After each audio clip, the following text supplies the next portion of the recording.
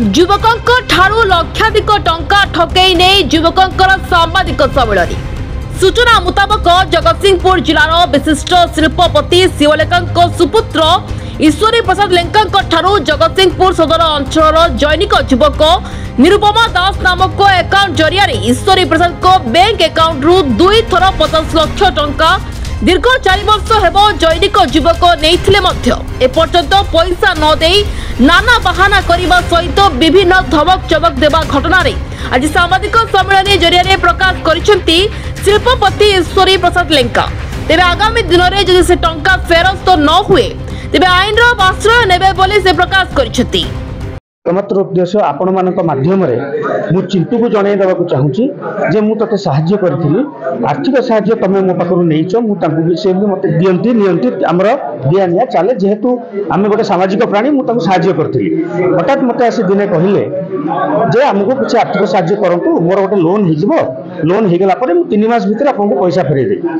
मुझे भरोसा जेहेतु मोर विश्वास था मुझे भल पाए छोट भाई भाविकी मुझे 30 लाख और 20 लाख दुईटा अमाउंट चेक रे निरुपमा दास अकाउंट रे ट्रांसफर कर आज की 4 वर्ष हो पैसा दौना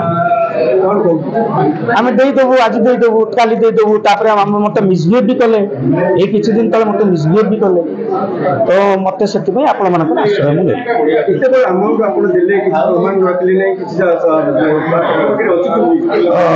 मोर अकाउंट स्टेटमेंट अच्छी ता छड़ा मुझे कौन प्रकार चुक्ति सहित कर जेहेतु मुझे सान भाई भाया भल पाए विश्वास कर विश्वास साहाय्य मुझे पैसा दी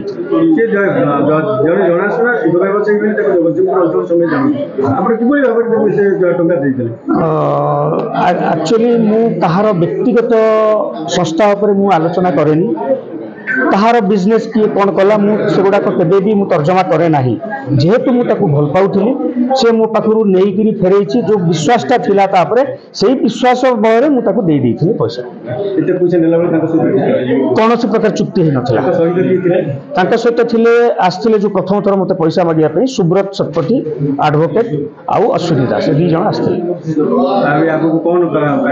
मत कहले जे आमको पैसा दरकार हो मंडपर काम चलती